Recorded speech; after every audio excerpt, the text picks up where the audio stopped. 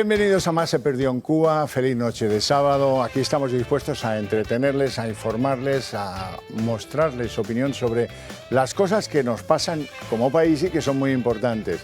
Y sobre todo lo más importante es la semanita que lleva Pedro Sánchez con los correos de Ábalos. Madre mía, qué semanita.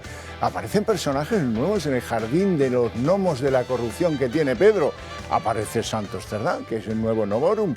Aparece lo de Air Europa, que tampoco está la cosa mal. Aparecen y vuelven a aparecer. Y Pedro, en la soledad de la Moncloa, paseaba con Ábalos por aquellos jardines. Le vamos a llamar a este mequetrefe. No, llámala pájara. Pájara, que eso le va a molestar más. No, este es un maltratador. Eso, jefe, eso. Es decir, no es una cosa, unos hábitos que dices, de gamberrete menor de edad o de gente poco ilustrada. Todo encaja. Gamberretes son, menores de edad no, pero poco ilustrados desde lueguísimo. En fin, que la cosa está como echando humo, pero ya a diario se han encallecido las heridas, porque ya nada les afecta. Pasado la pandemia, la pospandemia, el apagón, el no apagón. Y aquí, pues la verdad es que nos preguntamos qué habrá que hacer para deshacernos de esta patulea de tíos y de tías, que en fin, que mejor estuvieran en sus casas sin decidir nada de nuestro futuro. Bueno, les presento a la mesa, que van a ver qué pedazo de mesa tenemos hoy y sobre todo a ver si atienden al propósito de sugerirnos alguna idea para deshacernos del problema. Don José María Sánchez, muy buenas noches. Bienvenido. Noches. Muchas gracias. Catedrático en Derecho, abogado del Tribunal Europeo de Justicia, juez en excedencia, diputado de Vox y algunas otras cosas que me dejo por no alargar la presentación. Estoy muy contento de que esté usted aquí. Yo también, muchas gracias. Don Mario Garcés, pues también estoy muy contento de que don Mario esté aquí, porque aúna la condición de intelectual, de político, fue diputado relevante y portavoz adjunto del Partido Popular en el Congreso. Además, pues ha tenido cargos muy notables en las administraciones públicas, tanto nacionales como autonómicas, y luego es un lujo porque es un hombre que sabe casi de todo. Y el casi lo digo por ser prudente. No, y el lujo es estar con vosotros y sobre todo sentir el cariño de tanta gente por la calle que me para y que me envía muchísimos saludos para todos vosotros. Somos compañía de mucha gente los sábados por la noche. ¿Has estado en Jaca últimamente? No, últimamente no, llevo unas semanas. Yo es que tengo ganas de ir para abrazar a algunos de los que gritaban esas cosas por las calles, porque me parece que es una expresión con la que estamos de acuerdo la mayor parte de los españoles. Ya se acordarán de lo que gritaban, no es el caso de recordarlo aquí, que no quiero yo llamar a la bruja. Luego viene la bruja y te come por nada. Don Julián Salcedo, doctor en Ciencias Económicas, abogado especializado en asuntos inmobiliarios y secretario del Club Liberal Español. Muy buenas noches. Muy buenas noches. Bueno, yo me imagino al presidente Sánchez y a Ábalos paseando por los jardines de la Moncloa con un diccionario en la mano, ¿no? Buscando el calificativo más apropiado. El diccionario español es muy rico en calificativos, ¿no? Entonces, para encontrar esos tan oportunos de pájara, petardo y tal, casi todos con P. ¿Y qué le llamaba al pobre Vara, que está muy malito y da mucha pena? Le llamaba unas cosas terribles. Ya, cuando me venga os lo digo. Don José Luis Balbás, muy buenas noches. Buenas noches. Felicidades, don José Luis ha sido abuelo, economista, consultor empresarial y hombre que en su juventud, cuando era una persona todavía tal, pues estuvo muchos años en el PSOE. Eso le da la oportunidad de haberlos conocido y de poder contar pues cómo eran y cómo son, ¿no?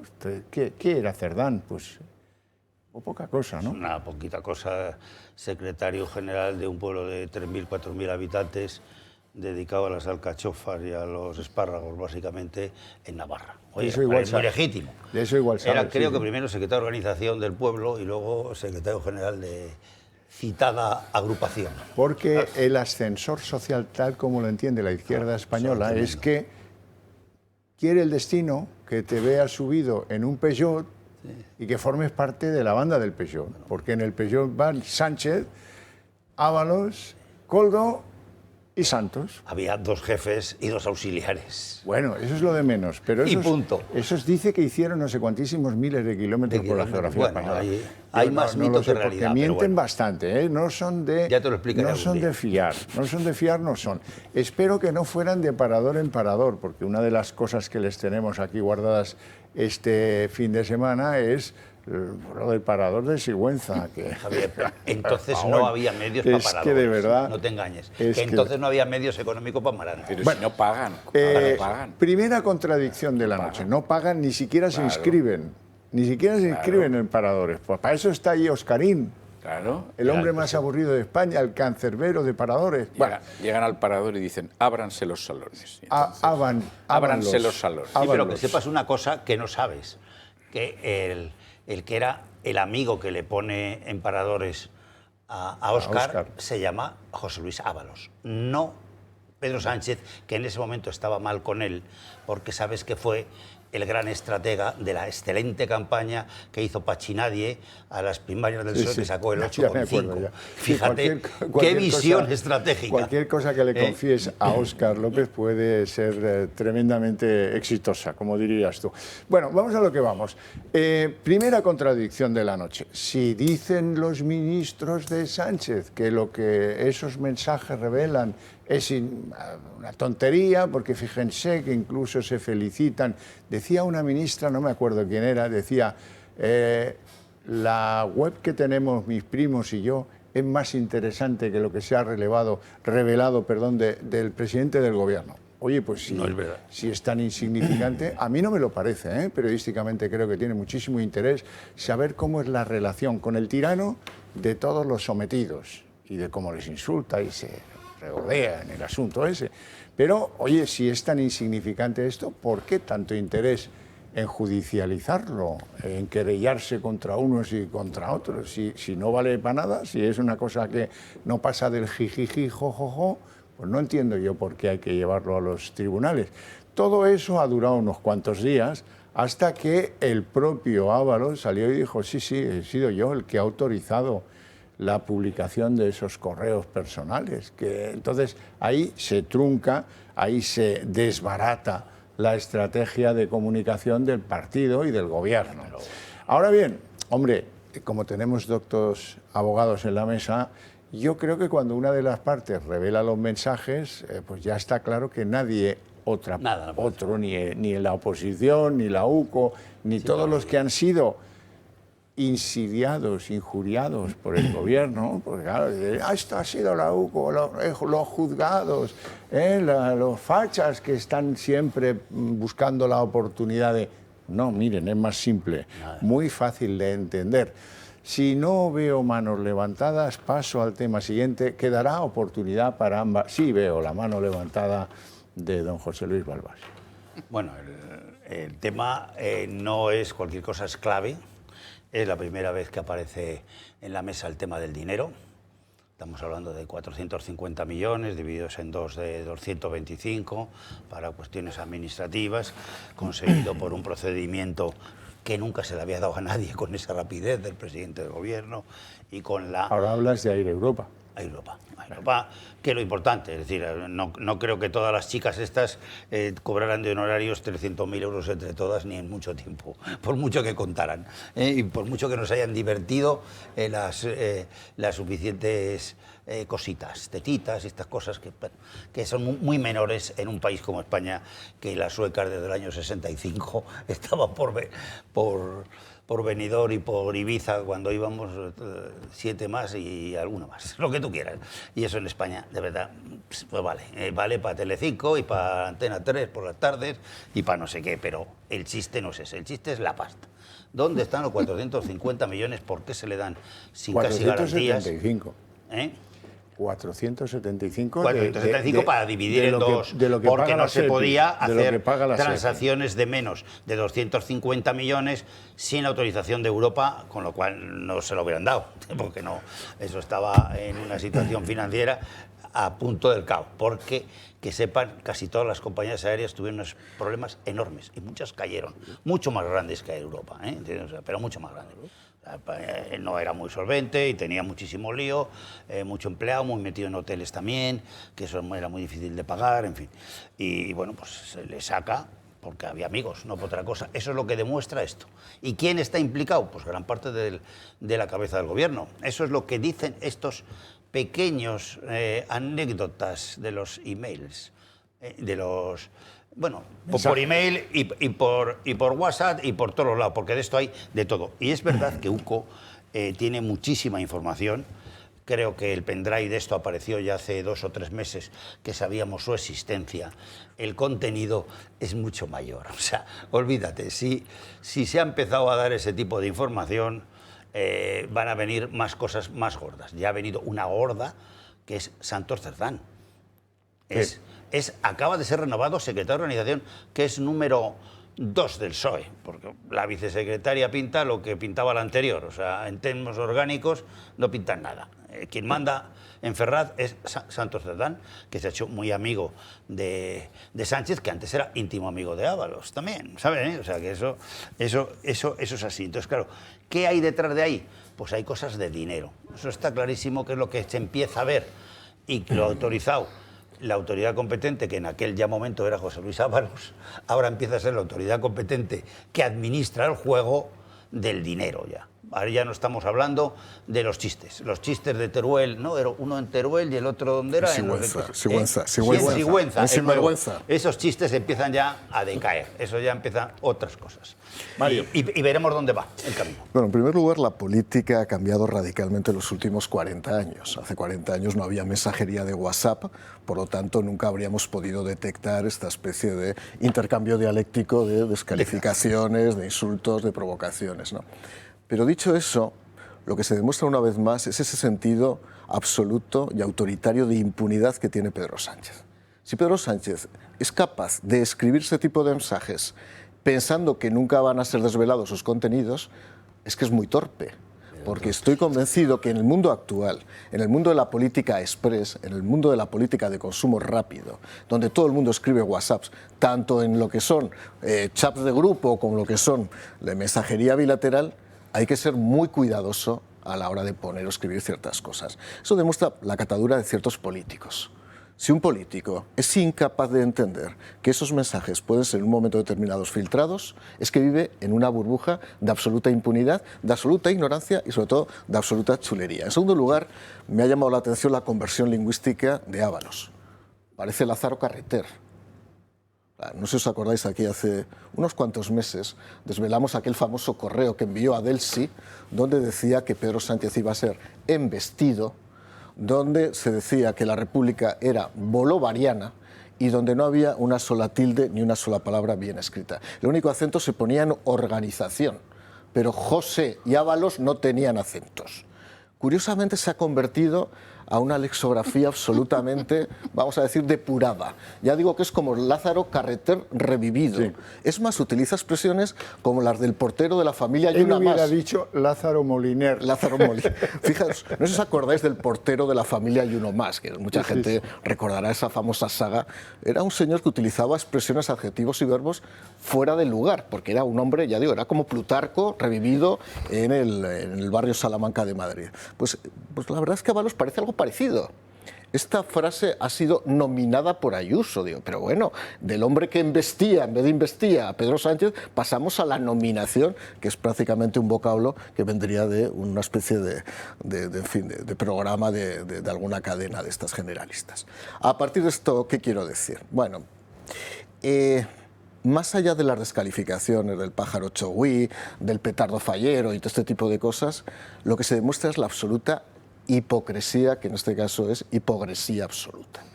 Es decir, son capaces de insultar abiertamente a uno de sus colaboradores y a la media hora salir a un acto público diciendo: Robles, eres la mejor ministra de Defensa que ha tenido este país. Es verdad que mucha gente ha dicho durante estos días. La que se acuesta con uniforme. En la que se acuesta con uniforme. Es verdad, y no le falta razón a cierta gente diciendo, es que somos todos muy hipócritas con esto de la mensajería. Es más, hay chats paralelos para criticar al cuñado, hay chats paralelos para criticar al suegro cuando viene a comer, por favor no os metáis mucho con él, este tipo de cosas, es que este es tonto, sí, todo lo que queráis. Pero eso forma parte del ámbito privado. Estamos hablando de un presidente del gobierno que ha escogido a sus ministros, ha escogido a su colegio ministerial para gobernar este país. Si las personas a las que ha escogido les tiene esta falta de respeto tan absoluto, esta falta de consideración personal, profesional y política, la verdad es que estamos en manos de una verdadera excrecencia política. Y hay que decir las cosas como son. Es cierto que muchos no podrían sobrevivir a que se revelaran los mensajes, en la vida privada y en la vida pública. Y ojo, filtraciones de mensajes no solo ha tenido el Partido Socialista, también el Partido Popular ha tenido algunas meteduras en algún momento con algunos mensajes de este tipo. Pero es que hay que ser muy torpe políticamente, insisto, para pensar que en el mundo actual, en el año 2025, no se pueden filtrar mensajes. Pero él sabe lo importante. Lo importante es que aquellos que son insultados no van a decir ni mu, porque dependen absolutamente, es su sumisión la que les ha proyectado a donde están. Y no tienen camino de vuelta. Lo podría tener Margarita Robles, que podía pedir reingresar en la justicia, pero está mucho más cómoda ahora con el uniforme yéndose a dormir. Claro, ¿dónde va a parar? Si eso es una bendición. Además, como dice Zapatero, bueno, luego escucharemos a Zapatero, esto es que, claro, que te llamen pájara, te están llamando lista, espabilada, no te puedes ni cabrear. Bueno, me interesa mucho que quede dicho lo del parador de Sigüenza, porque ustedes tienen que saber, yo lo ignoraba, pero ¿cómo le llaman ahora a esto de los rastros de cocaína en una habitación que pagamos los españoles, pero que la usa Ábalos con sus putas? Una lámpara rota, mandos de televisión estampados y restos de cocaína. Estas son solo algunas pinceladas de las fiestas que Ábalos montaba durante la pandemia en paradores de toda España.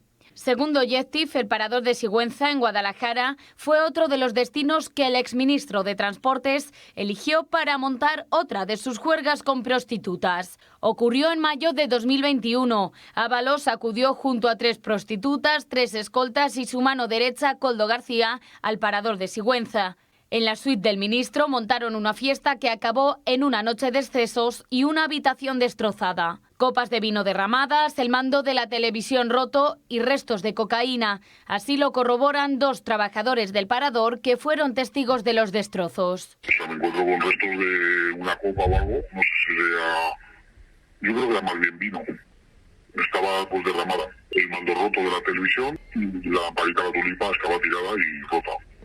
¿El mando roto como si lo hubieran tirado al suelo? Sí, estampado. Sí, como si lo hubieran lanzado, sí. Con el mando yo lo cogí del suelo. ¿Y encima del escritorio decías que había restos de cocaína? Como, sí, latigazos había, sí. Una de las limpiadoras tuvo incluso que ponerse guantes para limpiar los restos de droga. Sin embargo, según el empleado testigo de los hechos, estos destrozos son tema tabú para los trabajadores del parador. Es más, denuncia que desde la dirección han intentado tapar lo sucedido. Ábalos en ese momento era autoridad delegada del estado de alarma y aún había por todo el país restricciones sanitarias. Sin embargo, el entonces ministro se desplazó hasta Sigüenza con al menos 7 personas. Una de las señoritas que lo acompañaban, según los empleados, era Andrea de la Torre, con la que el ministro tuvo posteriormente una relación sentimental. En cualquier caso, no es la primera vez que Ábalos la lía en un parador. Hace unas semanas ya conocimos la noche que el exministro protagonizó junto a prostitutas en el parador de Teruel y que acabó también con la suite principal destrozada.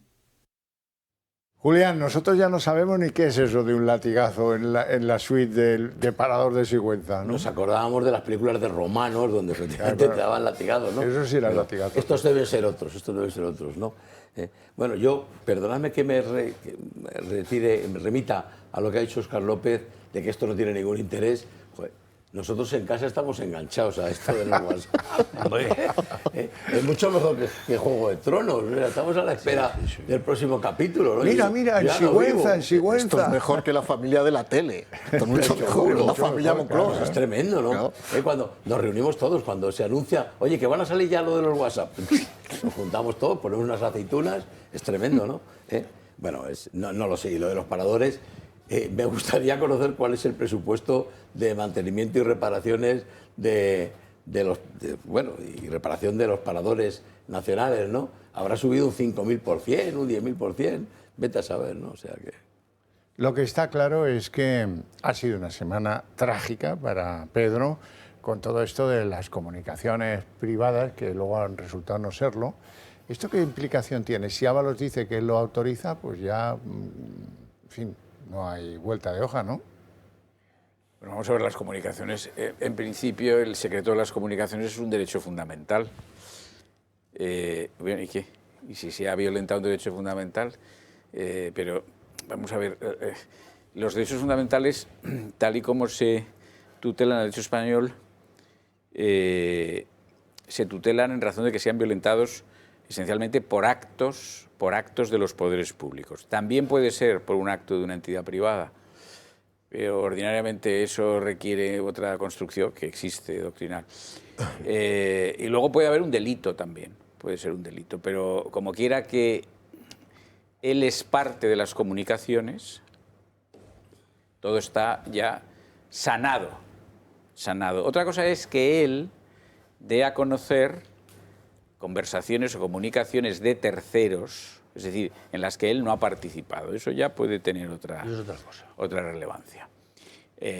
Bueno, pero yo quería hablar un poco de lo que han dicho Balbás, Garcés y Julián Salcedo. Tiene razón, yo creo, me parece así, José Luis Balbás, con que dice aquí lo importante, superando los episodios de paradores, que pueden ser muchos, vamos por 2, pero la red de paradores es muy grande. Pues no sé cuántos nos faltan, porque claro, se ha recorrido todos. El primer parador de España fue el de Gredos. El de Gredos. Que fue una iniciativa del Marqués de la Vega Inclán durante el reinado de Alfonso XIII. Y el segundo fue el de Cádiz, el Hotel Atlántico, que inauguró también Alfonso XIII con otro señor que también llevaba un título bastante cómico, que era el alcalde de Cádiz, que era el Marqués de Villapesadilla. Bueno, entonces antiguamente había un retrato en el parador, no sé ahora porque lo han vuelto a renovar, es la segunda renovación, el de Cádiz, digo, el Hotel Atlántico. Bueno, que hay muchos, vamos a ver. Yo tengo la impresión de que el mundo está dosificando, es decir, no ha soltado todo de golpe. Bueno, vamos a ver, pero más allá del anecdotario de paradores y otros alojamientos turísticos o no turísticos, lo importante es el dinero, efectivamente. Lo importante es el dinero. ¿Por qué lo importante es el dinero? Bueno, lo importante es el dinero primero porque es discutido que Air Europa precisase de un rescate. Parece ser, se dice, que se oponía hasta el último momento, o se opuso inicialmente, no sé hasta qué momento, Calviño. Porque, luego veremos. Bueno, pero parece que Calviño lo que decía es que esta compañía, no sé si había repartido dividendo y o había pagado un bonus muy cuantioso a directivos. Y tenía deudas con Hacienda. Claro, pero parece ser que el argumento de ella era que cómo se puede rescatar una compañía que está repartiendo dividendo y que además está pagando un bonus millonario a los directivos empresariales, que no son socios.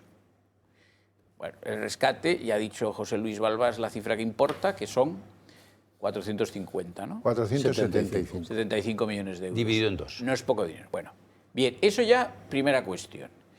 Porque claro, el otro día en el Pleno Marisu dijo, no, eso ya está resuelto todo, porque ya ha habido un procedimiento judicial, ya ha dicho que no hay ninguna irregularidad y no sé por qué ustedes hablan de eso. Bueno, vamos a ver, salvo que haya hechos nuevos y no hayan sido objeto de instrucción. Esto dice esta señora, así dice ya las cosas, o sea, sin tener ni idea de nada. Primero, el discutible rescate en esas condiciones que dieron lugar a esa inicial oposición de Calviño, según parece.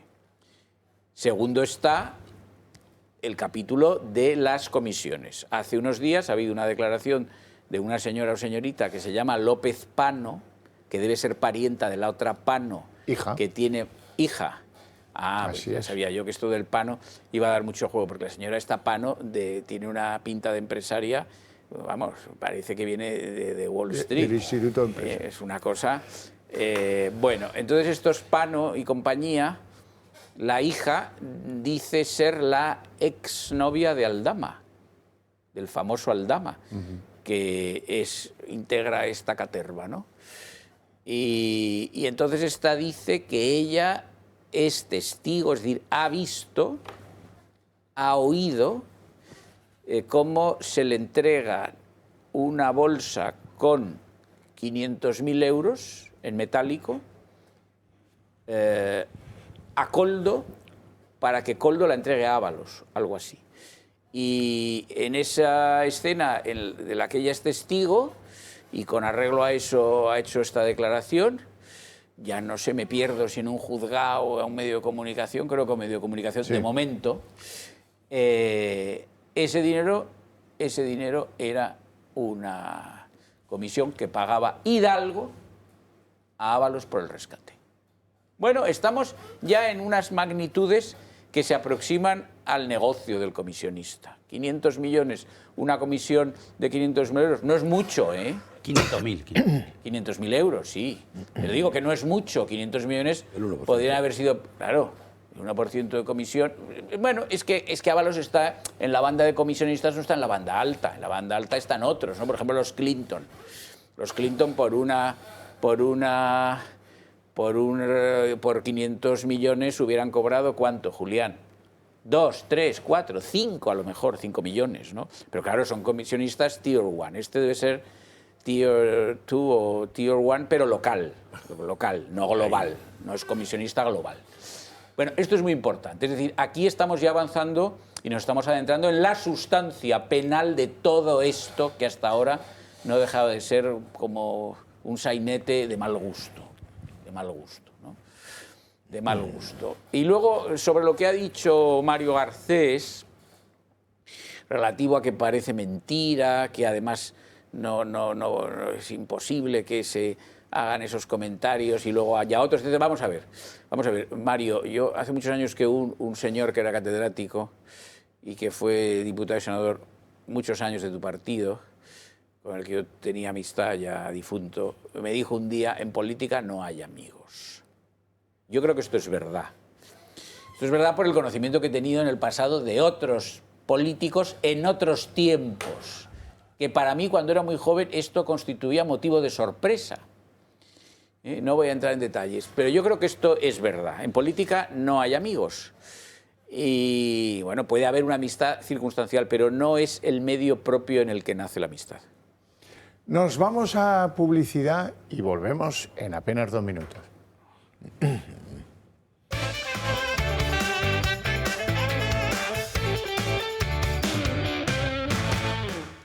O sea, que lo de los mensajes no los ha puesto en absoluto nerviosos. Sí. O sí, o los ha puesto muy nerviosos. Juzguen ustedes mismos. Pilar Alegría está sentada con este bobo Félix Bolaños, al que ella llama ministro Ábalos. Coño, ¿eso es por qué? Porque estará nerviosa la chica, que además estuvo en el Parador de Teruel unas habitaciones más allá de cuando vino Atila y dejó todo aquello manchado con polvo blanco, latigazos de polvo blanco que se oyeron durante toda la noche. Eso dicen algunos próximos a Lambán. Vamos con Pilar Alegría. Recogiendo las palabras del propio ministro Ábalos, desde luego es muy grave. Ay, perdón, al ministro Bolaños. Bueno, les he dado a ustedes aquí ahora, bueno, sé que entenderán perfectamente este lapsus y me disculpen. Lo hemos entendido, David y Pili, lo hemos entendido de coña. Vamos con los mensajes. Los mensajes que tienen que ver con Air Europa entre Ábalos y Sánchez.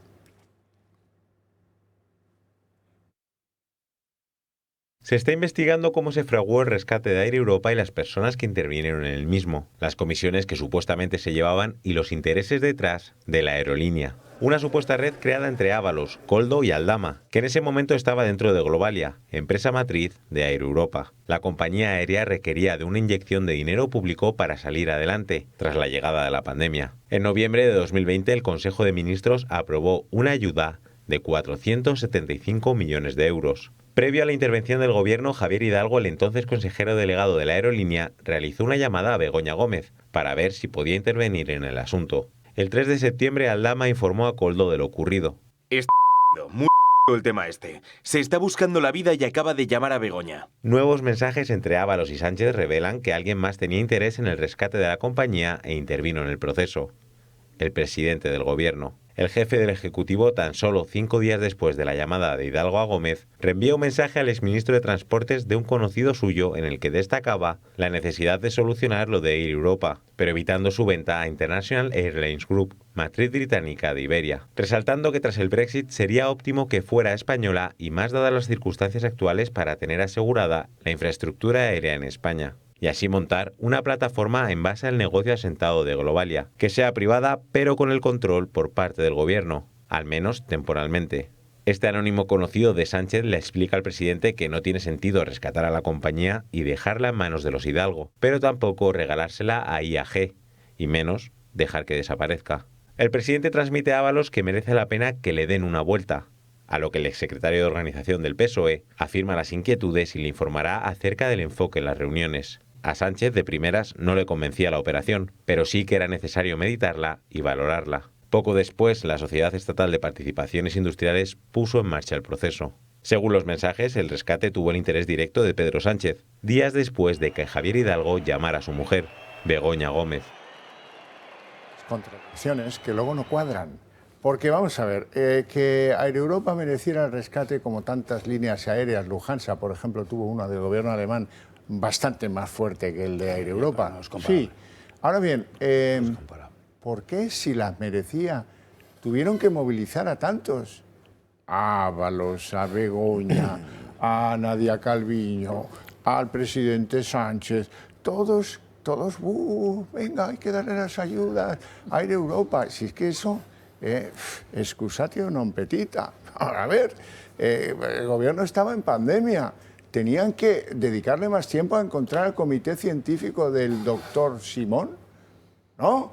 Que a esta cosa menor de que la SEPI les dé 475 millones. Mira, lo más relevante es la conversación que demuestra que era todo un gobierno que pasaba del interés general y se iba al interés particular, el de los dueños de Air Europa. Esa es la clave de todo el rollo este. Y eso se demuestra con unos correitos. El de Ábalos a Nadia Calviño, que de estar en contra de la operación, me imagino por qué estaba en contra de la operación, pues por ejemplo porque tenía deudas con Hacienda, o porque no lo veía claro, o porque no sé qué, pues pasó a estar encendida, rendida al mérito de Air Europa. Pues le dice, Ábalos informa a Calviño, Hidalgo está a punto de cortarse las venas, porque no puede con las presiones de los acreedores. Y Nadia Calviño, en lugar de decirle, ¿y a mí qué me importa si soy la ministra de Economía? Que hable con abogados y formule una suspensión de pagos, que es lo normal. O lo que sea. Pero no, entra al trapillo. ¿Y qué dice la señora Calviño, tan fría ella, con esos ojos tan azules, desde el Banco Europeo de Inversiones? No, esto aún estaba aquí, pero ya estaba trajinando para irse al Banco Europeo de Inversiones. Pues le dice al Golfo de Ábalos, no, tranquilo, ya hablé con María Jesús. María Jesús no puede ser otra que Montero, ¿verdad? Sí. Y ya ha quedado claro con María Jesús que van a tener que correr mucho la semana que viene porque nosotros vamos a cumplir por dinero o por lo que fuera. Pero está claro que es la complicidad de todo el gobierno que, bueno, pues solo le faltó salir de procesión para que le salieran las ayudas a los señores estos Hidalgo de Air Europa. Balois. Bueno, la operación de Air Europa tiene entidad económica, 475 millones son 75 millones. Nada es comparable con Alemania porque esas compañías son prácticamente estatales. No, claro. Como Deutsche Bank, Commerzbank, o sea, como las 700 cajas de ahorro, o 350, como quieras, que tiene Alemania, eso es casi todo ya medio público, lo sujeta siempre, es automático. Deutsche Bank le han refinanciado 3 veces como mínimo, debe tener ya el Estado más del 85% de las acciones, porque es contracciones. Aquí no ha sido contracciones, ha sido sin garantías. Y si encima tenía deudas con Hacienda, no se puede dar el préstamo, porque es ilegal para todos los españoles y para todas las empresas. No se puede sustanciar eso de ninguna manera, nada más que pagando o avalando, que es otra cosa. Hay mucha gente que da los avales y les da, y cuestan dinero. Un aval de eso, pues para 3 años suele costar el 13%, por ahí, ¿vale? No de interés, sino por la totalidad, que yo sé de eso porque lo hacemos, lo sé hacer. Vale, entonces, ¿por qué se le da a este señor? Bueno, es que intervienen 4. Para tanta poca cosa, no sé cómo intervienen. 4 del gobierno, el número 1, el 2, el 3 y el 4. Es que están todos, ¿me entiendes? O sea, 1, ya sabes quién es. El 2, por no Calviño. hablar del que estaba al frente de la SEPI, del que estaba al frente de Industria, SEPI, y del Industria, que estaba en Hacienda en el papel número Industria 2. también, que Industria hace falta para las licencias, amigo, para todo tipo de cosas. Sí, señor. En especial de las del petróleo, que también entra en este tema. Entonces, ¿qué empieza aquí a verse? Pues todo el tema de subvenciones para ir a Europa, ya se empiezan a ver las constructoras funcionando, 500.000 por aquí, 500.000 para allá. Luego, la autorización de medio ambiente, amigo, porque ¿cómo se va a hacer todo el tema que se ha hecho con el petróleo sin medio ambiente, la Ribero? Imposible. Y sin industria, imposible. Igual. Entonces, claro, ya es una cosa muy, muy mayor. Esto es caza mayor, ya no es menor. Porque los españoles tenemos derecho a saber dónde están los fondos de la Next Próxima Generación, pues debe ser para la enésima. Entonces se lo dirán. Eran 140.000 millones que terminaron en 180.000, pero no sabemos nosotros ni dónde están los primeros 8.000. No sabemos nada, solo se sabe de 8.000, se sabe más o menos, los primeros. Y casi todos públicos, menos Air Europa y alguno más. Los demás son, pues, de las compañías españolas, pues, de aeropuertos, de trenes, que ahora les hace falta. Ahí sí se fue un dinero. Pero los otros 30.000 de los más de 40.000 que han llegado, ¿dónde están? Eso es lo primero que hay que saber. 475 sí lo sabemos, que son estos. Al menos encaja, que lo avale la SEPI y tal, eso es para que haya menos problemas administrativos, no para otra cosa. Porque si dicen que es Next Generation directo, hay más licencias. La fiscal es tremenda. Luego, el tema de las constructoras ya empieza a funcionar. Las renovables huelen ya, porque siempre que hay constructoras, hay renovables.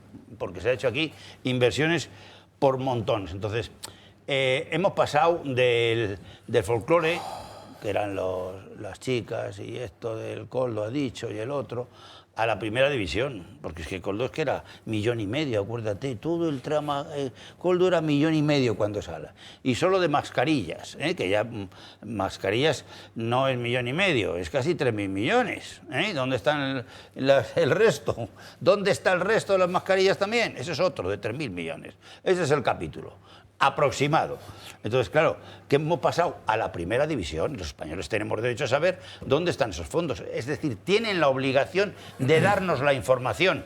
Tiene que estar expuesto en las webs del Ministerio de Hacienda, del Ministerio de Economía, del Ministerio de Industria, dónde se ha dotado ese dinero. Eso en Alemania, en Francia, en Italia no te digo. Está perfectamente expuesto en todos los sitios, hasta en Polonia, en todos los sitios donde han ido, el origen y la aplicación de esos fondos. A quién han ido y por qué han ido y si han cumplido las normas. Porque si no sabe lo que es, lo primero es que son nulos. Esos préstamos son nulos. De pleno derecho, o sea, tendrá que devolverse ejecutivo o como sea, porque si ha habido una malversación de los fondos, es otro tipo, es un delito ya es un delito tremendo. Y entonces, claro, España no puede estar como está en la Unión Europea con estos fondos que no nos dan los demás, porque no se fían de nosotros, queridos amigos, y sin embargo Italia está ya en 90.000 millones, el doble que nosotros. Mario García. A ver, 2 cuestiones previas respecto a los interlocutores de esos mensajes. Una anécdota que voy a contar, que nunca he desvelado. Yo cuando alguna vez iba a ver a Nadia Calviño a su despacho, yo como responsable económico del Partido Popular, ella tenía un hábito y es que impedía que cualquier persona que entrara a su despacho entrara con el móvil, y había que dejar el móvil en un cajón. Creo que se equivocó de enemigo. El enemigo lo tenía a quien le estaba enviando mensajes, que es el que te los filtra. Las personas honradas y las personas que sabemos y somos sinceras, nunca te íbamos a jugar una mala pasada. Por lo tanto, Calviño, aprende, como bien decía Sánchez, quiénes son los amigos, quiénes son los enemigos, quiénes son las personas honradas y quiénes son las personas deshonestas. Menos dejar los móviles en el cajón y más saber qué mensajes enviabas a tus compañeros de gobierno. En segundo lugar, y es un tema instrumental también, pero no me deja de sorprender, que estos mensajes los escribe Ábalos entre puta y puta, parador y parador. Es decir, que estamos aquí ante ministros... Entre latigazo y latigazo. Entre latigazo y latigazo, puta y puta, mientras Pantaleón iba colocando visitadoras e iba empolvándose por todos los paradores. Por cierto, la palabra parador se remonta antes. En Viaje a la Alcarria, de Cela, ya aparece la palabra parador. Quiero recordar que fue la primera novela donde yo reparé en el concepto, porque eran los paradores que había en las carreteras para descansar. Y eso es una expresión que luego la asume directamente y la institucionaliza directamente el gobierno, ¿no? El propio sistema jurídico. A partir de ahí, voy a hablar ahora realmente del rescate, y porque yo fui subsecretario del Ministerio de Fomento, y vamos a ver realmente cómo funciona esto, para entender dónde puede haber una relación de causalidad delictiva o donde no puede haber ninguna relación de causalidad. Conociendo algo a la familia Hidalgo, y conociendo cómo funciona la administración y cómo funcionan los conseguidores, el conseguidor debía tener una agenda de 40 teléfonos. Y se dedicaba a llamar a los 40 a cada minuto. A Begoña, a la vicepresidenta, al ministro de turno, porque el conseguidor... Al Dama, porque su misión esencial es conseguir. Y se consigue mediante llamadas. Y hay que percutir en el maderamen de la corrupción. Yo siempre lo he contado, la corrupción es un maderamen corrupto lleno de agujeritos, donde las termitas van colándose y donde el conseguidor va observando dónde entran las termitas. Si tocas madera no vas a entrar, pero tienes que encontrar el agujero. Y la administración está plagada de agujeritos, y más cuando componen el gobierno un conjunto de personas corrompibles. Por lo tanto, ¿que llamó a Begoña para empujar? Sin ninguna duda. ¿Que llamó a la vicepresidenta del gobierno? Sin ninguna duda. ¿Que llamó a Perico de los Palotes? Sin ninguna duda. El conseguidor estaba llamando todo el día. Al Dama es eso. El conseguidor, como paradigma, mito timo, evidentemente, de la corrupción en España, son eso. Personas con agenda, que además tienen dinero y que pueden pagar favores. No solo pagan las putas, sino que pueden pagar, en función de quién pueda hacer el negocio, hasta $500.000 de euros. Esa es la función del conseguidor. El problema es que a veces la puta va al parador de Sigüenza y otras veces la puta es de lujo y puede estar en un hotel de lujo en Dubái. Cuidado, porque aquí hay niveles también hasta para los que se corrompen. Entonces, a partir de ahí, encontrar una relación de causalidad única con una sola persona que pueda, de alguna manera, hacer pensar que fue uno el único corrupto, no es verdad. Yo estoy convencido que aquí participaron todos. El Consejo de Administración de SEPI, del que yo formé parte, está compuesto por el secretario de Estado de Economía, el secretario de Estado de Defensa, el secretario de Estado de Hacienda, la subsecretaria de Hacienda, el subsecretario de Fomento, el subsecretario de la Presidencia del Gobierno. Estaba hasta la directora de gabinete en mi momento de la vicepresidenta del Gobierno. O sea, está prácticamente todo el segundo nivel, núcleo fuerte del Gobierno en el Consejo de Administración. Todos y cada uno de ellos sabían y estaban compelidos a hacer algo porque recibían presiones. Estoy absolutamente convencido. Por cierto, el procedimiento venía de Fomento. Estoy convencido que fue el subsecretario de Fomento el que llevó el tema. Eso, hay dos ministerios que son claves a la hora de aprobar una operación, que son Hacienda y Economía. Y ojo, y la Oficina Económica de la Presidencia del Gobierno, sin cuyo placet no se aprueba absolutamente nada. Manuel de la Rocha, hijo. Manuel de la Rocha, hijo. Por lo tanto, si lo sabía Manuel de la Rocha, estaba en contacto permanente, porque despacha permanentemente con el presidente del Gobierno. Por lo tanto, el conseguidor llamó a todos, incluida Begoña, que pasaba por ahí, que evidentemente Begoña. Y luego, yo me he dado cuenta que en España hay dos tipos de conseguidores. Los que pagan la comisión diciendo que han conseguido algo, y los que pagan la comisión, o mejor dicho, obtienen la comisión sin haber hecho algo que haya sido útil, pero pasan por decir que lo han conseguido. De esos hay unos cuantos en España que me consta que han cobrado dinero por hacer gestiones ilegales y, sin embargo, no ha sido fruto de esas gestiones por lo que se ha producido el éxito, pero lo han cobrado el dinero. Bueno, pero en el momento de máxima desesperación, porque las presiones de los acreedores son tan impresionantes que todo lo demás no ha funcionado. Y lo que le funciona a Javier Hidalgo, al CEO de Air Europa, es llamar a Begoña. Y se entrevista con Begoña en sede de Air Europa Globalia. Y 5 días después se produce el milagro. ¡Pum! Llega la pasta. Bueno, esto por dejar las cosas en su orden. Lo normal con los del gobierno, pues chicos, no debía funcionarles tanto. Julián. Muy bien, muchas gracias. Bueno, yo siempre, los que hemos estudiado el funcionamiento de las administraciones públicas, incluso pues, los procedimientos de contratación de este tipo de expedientes, yo estaba plenamente convencido de que esto era un proceso que se iniciaba con una petición que iba a un órgano correspondiente de la Administración, el ministerio que correspondiera, seguramente al ser de Transportes, como era Air Europa, al Ministerio de Fomento, y allí unos técnicos especializados, probablemente los alta dirección técnica del Ministerio, niveles 30 o similares, forman un expediente, recaban información, piden al solicitante documentación, recaban documentación, se enteran de cómo está la situación en el mercado, era crítica, lógicamente, con la pandemia, con todo ello construyen un expediente, lo elevan a su superior jerárquico, el superior jerárquico hará las observaciones que estime oportunas y suponiendo que siga adelante ese procedimiento, terminará en la comisión de sus secretarios, después de haber pasado por otros ministerios, ¿verdad?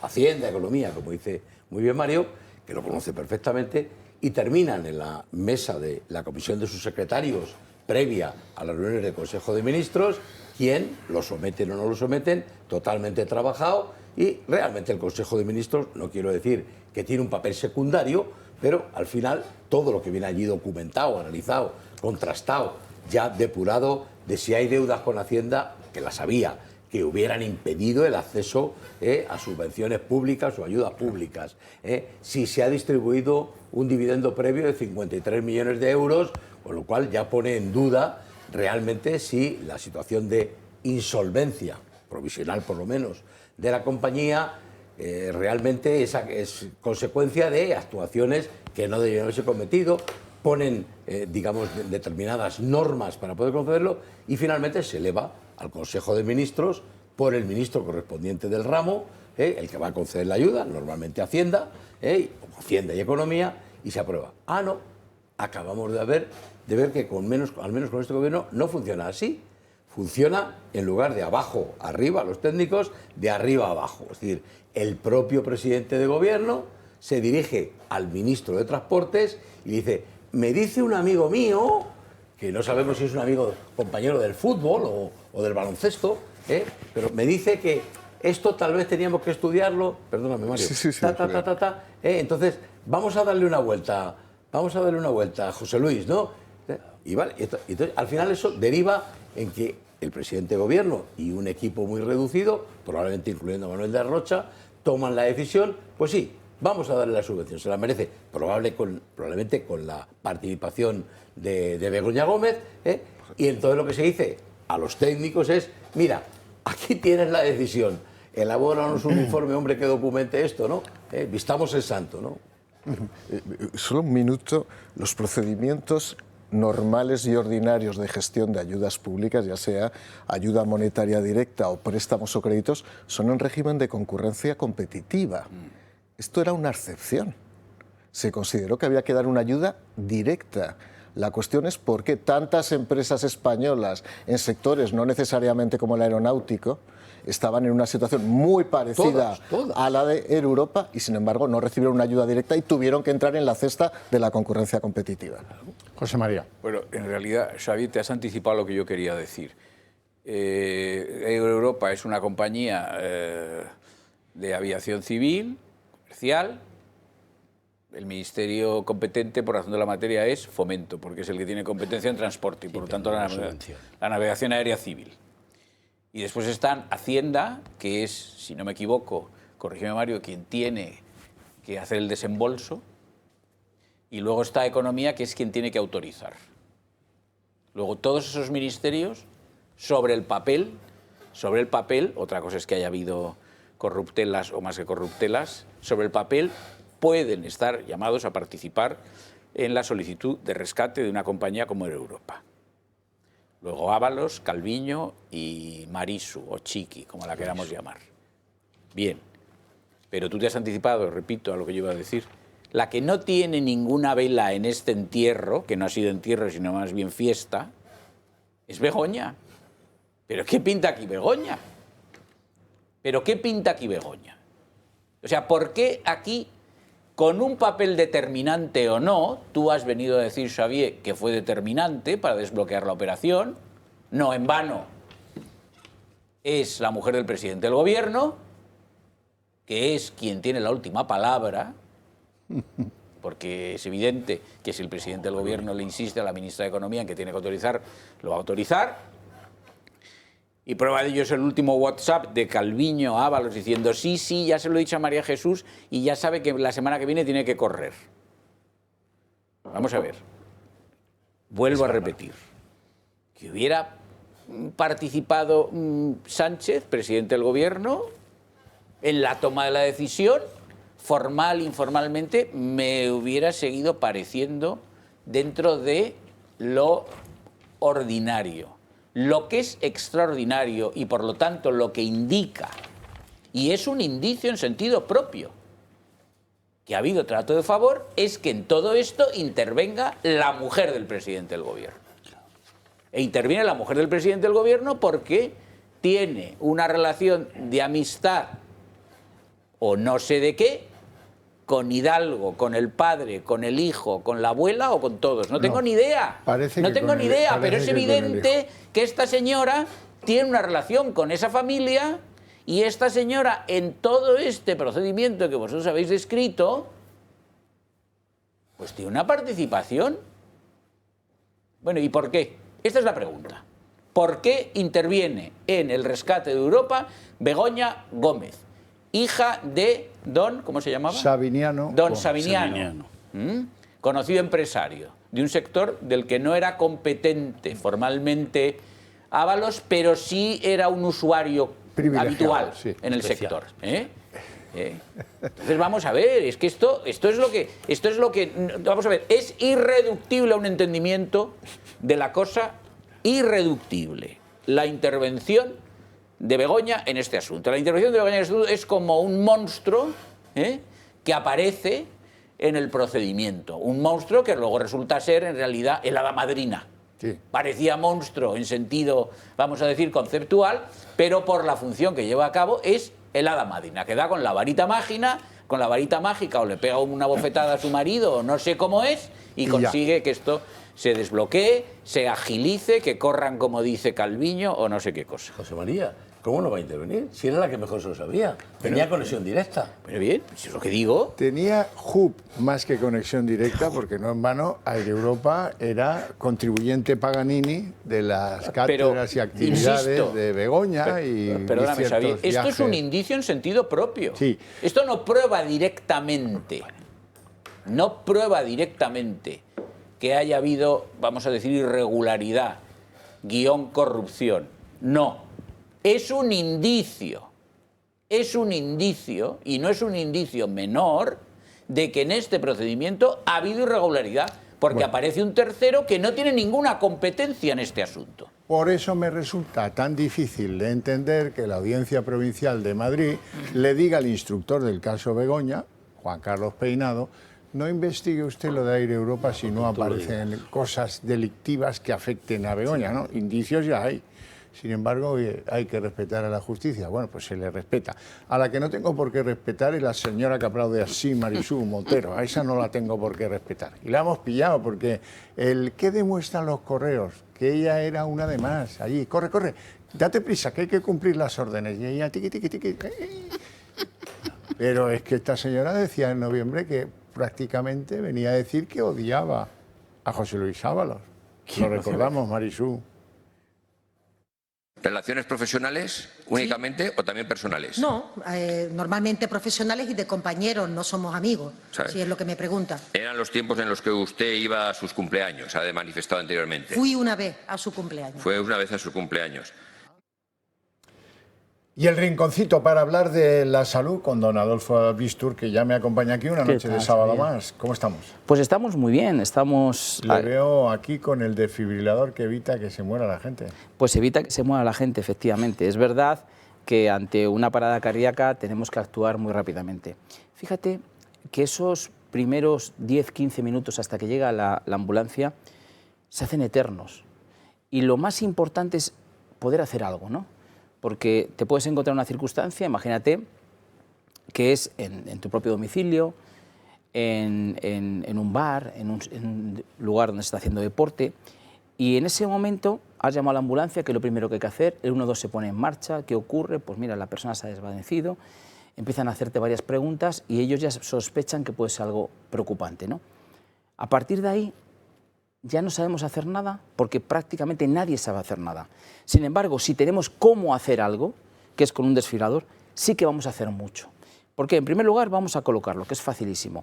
El desfibrilador nos va a decir si esa persona está en un momento crítico, como es una parada cardíaca. En el caso de que esté en ese momento crítico, simplemente apretando un botón vamos a conseguir que ese corazón que se ha quedado fibrilando, que es un movimiento que no es consistente, no lanza sangre, pueda de repente empezar de nuevo a lanzar sangre y a salvar la vida. Si esa persona no estuviera en ese momento crítico, porque es un desvanecimiento, por una bajada de tensión, una bajada de azúcar, una lipotimia, pues él va a quedarse analizando, haciendo un electro, hasta que llegue el servicio de emergencia. Pero las personas que están atendiendo se dan cuenta y saben que no es preocupante. Por eso, cada vez insisto más que tenemos que tener desfibriladores, que tenemos que tener en aquellos lugares, sobre todo donde más ocurre. Nuestro domicilio ocurre mucho, 80% de los casos. Si no lo tenemos en casa, tenemos la comunidad de vecinos, que tenemos extintores, en lugares donde se hace deporte, en lugares donde estamos, pues eso, en comida, mucho público de paso, restaurantes. Es decir, como realmente la ley es tan liviana, es decir, que dice que tiene que haber 2.000 personas o 500 en ese momento, 2.000 en tránsito, pues tenemos que actuar un poquito más allá nosotros, ¿no? 30.000 muertes al año. Tendríamos que conseguir que nuestras ciudades, nuestros pueblos grandes estuvieran cardioprotegidos. Efectivamente. Y eso, hoy por hoy, solo lo conseguimos teniendo un desfibrilador que en ese tiempo que la ambulancia no va a llegar, en el 95% de los casos, Xavier, cuando llegan no pueden hacer nada. Hay una muerte cerebral y ya no se puede hacer nada. Sin embargo, si tenemos un desfibrilador, tenemos bastantes más posibilidades de que esa persona salga adelante. ¿Merece la pena sí o sí? Merece muchísimo la pena, y ya si hablamos de una comunidad de vecinos, pues, realmente es que es una derrama de casi nada y estamos ahí cardioprotegidos todo el vecindario. Y ya si vives, claro, a las afueras, en un chalet o algo, pues evidentemente lo tienes que tener tú. Y yo de verdad, restaurantes, lugares donde juegas, tienes deporte, el pádel, etcétera, pues que tengamos un desfibrilador, que no tiene por qué pasar por tener desfibrilador, pero es que si pasa, te salva la vida. ¿Ventajas para nuestros espectadores? Pues mira, una de las ventajas es que tenemos el servicio de telemedicina y además os quiero explicar que tenemos un aparatito, que lo he explicado en alguna ocasión, pero que es súper cómodo, que es para hacerte un electro en casa, que simplemente es colocando los dedos y te da lo que es las arritmias. Si tienes arritmias, son las causantes, no estamos hablando de fibrilación ventricular, sino auricular, son las causantes de los ictus. Con lo cual, si nosotros lo ponemos y a través de una carita sonriente o triste, te va a decir si tienes arritmia para que consultes al médico. Y efectivamente... Y lo va a grabar. Y lo va a grabar para que se vea y tal. Y bueno, y luego os regalamos el tensiómetro que habla, que te dice cómo estás, para que tengamos esa tensión bien controladita y que si tenemos dudas, pues él mismo te lo dice. Perfecto. Don Adolfo, muchas gracias una vez más por venir, por ponernos al día y por tratar de meter tecnología en nuestra salud, que ese es un buen asunto que nos puede librar de una buena. Nos vamos a la publicidad.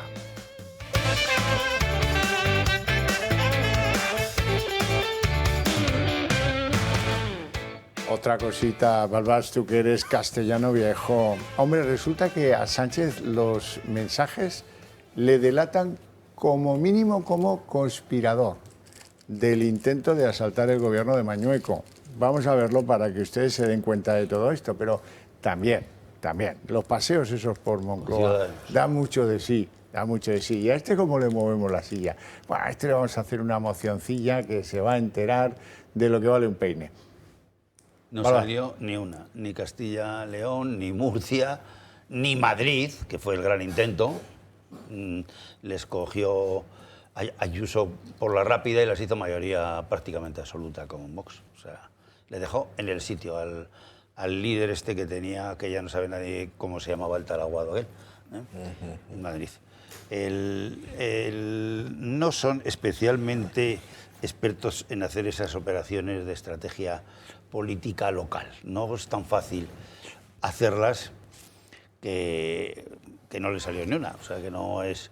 Es verdad que al que le salió bien siempre fue el PP. No sé cómo se los arreglaba, que Ciudadanos quedaba en el suelo siempre y ahí estaba el PP con todas esas mayorías que no fueron bien pactadas por Albert Rivera, fueron bastante regaladas, pero bueno, él sabrá por qué. Así ha quedado como ha quedado Rivera, de nombre Albert, en ningún sitio. El tema de la política en las comunidades es que hay unos intereses fuertísimos, porque es donde está el dinero. O sea, es que el dinero está mucho más en las autonomías que en el gobierno. El gobierno descentraliza el dinero a las autonomías, donde está sanidad y educación, que son las grandes partidas, y seguridad social, pues está dada, es decir, la cantidad de 200.000 millones está dada, pim, pim, pim, con nombres y apellidos de los 9,5 millones de perceptores. Punto. O sea, que no hay... Donde está es en las comunidades autónomas. Y las competencias urbanísticas también, son todas de comunidades autónomas y ayuntamientos. Eso es donde está el gran momio del asunto. El gobierno este es que se mete donde no le llaman. Muchísimas veces nunca ha ocurrido que se meta tanto, ya. Ahora ya está metiendo hasta en la Fiscalía. Al Ortiz este, que es un impresentable, como nunca se ha visto en la Fiscalía española ni europea, pues se le ha dejado hacer lo que le dé la gana y ahora quiere alterar las leyes de la Fiscalía para salvarle a este, ¿no? En cuanto al tema de la SEPI, que es la que da el dinero, es porque se le manda. ¿Y por qué la maga de 5 días, que es Begoña, en 5 días consigue una transacción que igual hace falta 6 meses o 7? Ni urgencia ni hostias. O sea, tiene que tener el procedimiento que tiene que proceder. Y siempre tiene que ser competitivo. Es decir, que lo mismo que da a esta empresa, la da a otra que a lo mejor tiene más solvencia que él para garantizar, y a muchas tenían mucha más solvencia con hoteles propios y tal, pues tenía pocos hoteles, 6, 8, 10, 12, algunos en Dominicana y tal. Sí, tengo la relación, porque se estuvo en venta y no se vendió. O sea que... Entonces, no nos centremos en lo anecdótico. ¿Por qué se da con los 5 primeros del gobierno eso? Que hay muchos indicios. Ahora habrá que demostrarlo judicialmente, pero me creo que lo que dicen los indicios es que la UCO tiene mucho más. Y que el tal Ábalos tiene mucho más, porque fue el virrey de España, no de Nápoles. De Nápoles tampoco, pero de España fue el virrey mucho tiempo. Es más, es quien le gana a las primarias y solo las gana Ábalos y su equipo. Sánchez no estaba en buenas condiciones por el desastre que le armó indebidamente Rubalcaba a Sánchez, que le maltrató, y no le ha ido bien a España que le haya maltratado de esa manera, inventándose pruebas y todo. Eso, Rubalcaba.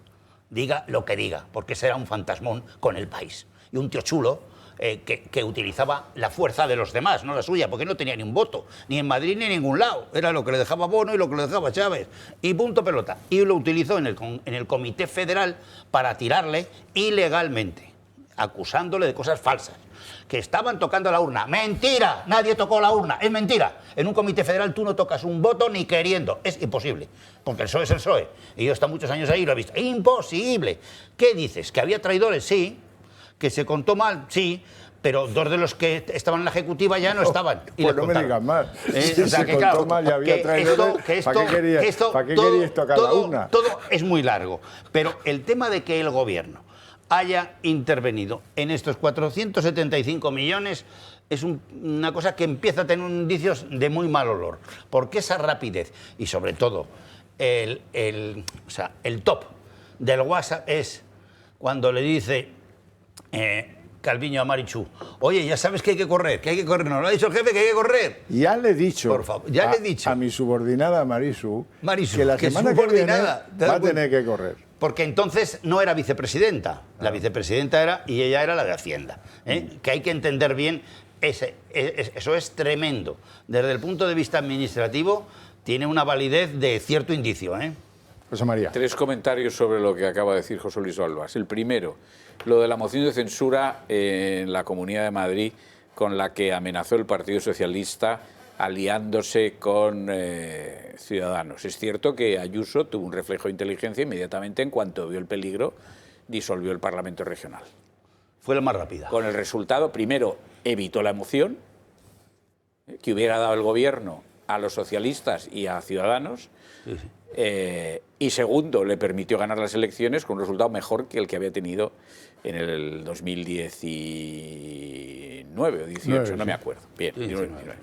Bien, he de decir que contemporáneo, es decir, al tiempo de aquello, hubo otro intento de moción protagonizado por los mismos adversarios del Partido Popular, Ciudadanos y PSOE, unidos en moción contra el presidente del PP de Murcia.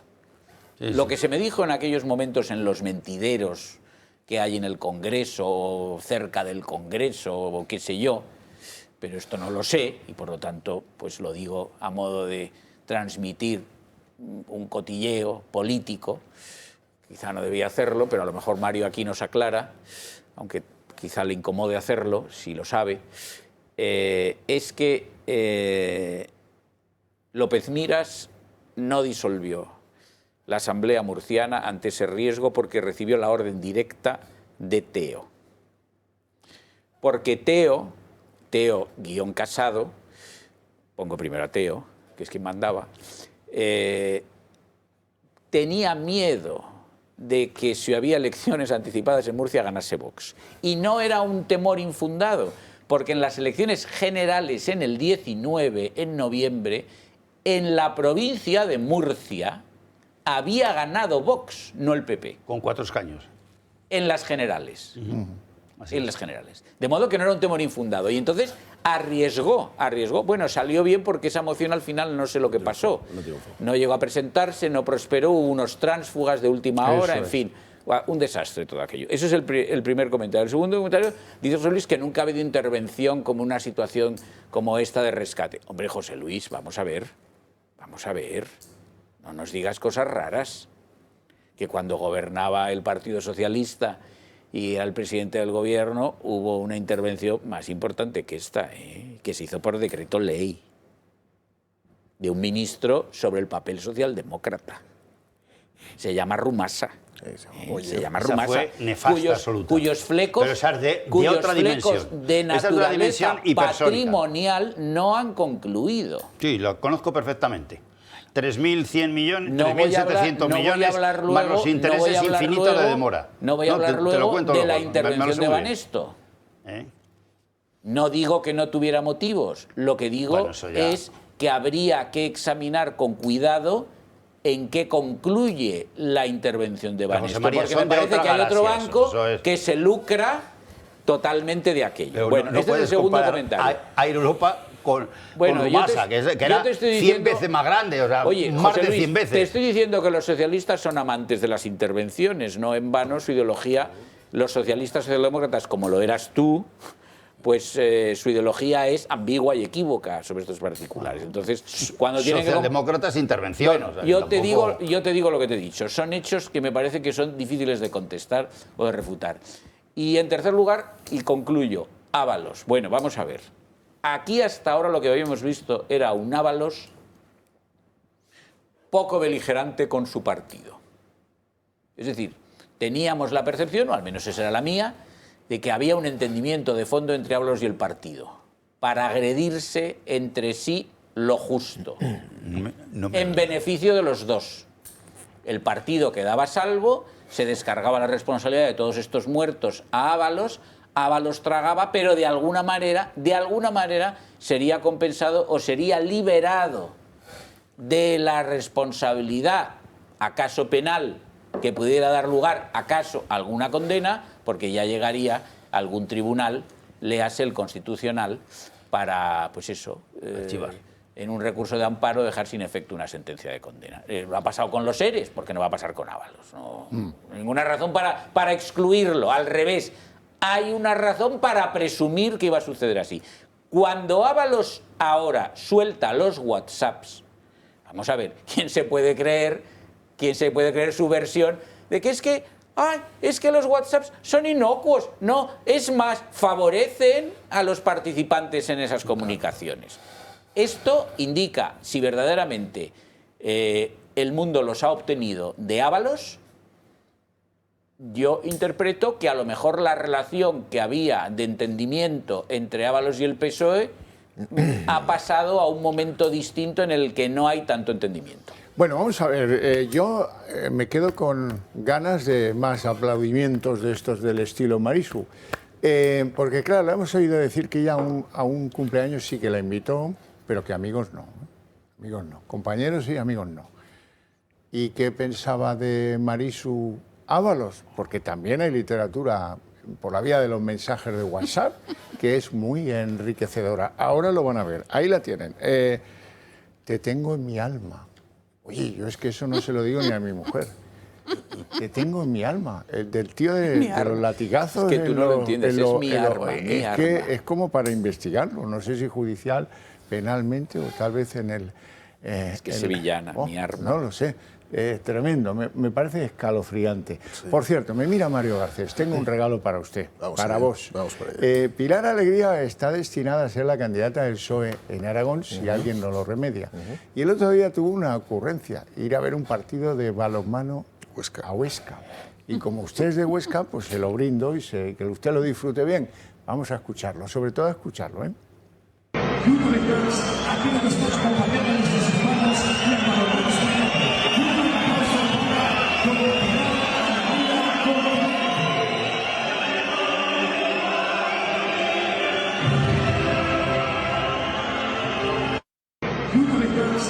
Me parece que después de lo de Jaca con Pedro Sánchez y esto con Pilar Alegría, más vale que explique poco. Fíjate, Xavier, que es más sintomático de lo que parece, porque la raíz del socialismo aragonés está en Huesca. Y está en Huesca. Huesca, sí. Marcelino, en fin, todo el grupo que estaba en torno a Marcelino. Aquel que era mi amigo del esquí, ¿no? Monitor de esquí en Menasque. Eugeni Nadal, en fin, poder... o sea, el socialismo realmente, más allá es que eran mis amigos, de la época que la Bordeta funda el Partido Socialista de Aragón, la verdad es que... Pregúntale quién le puso en la Ejecutiva Federal. Lo que es el socialismo tradicional surge precisamente de la época de Marcelino. No, Balbás no te dejará hablar. No, da igual, pero bueno, yo sigo esquiando con Marcelino, no hay ningún problema.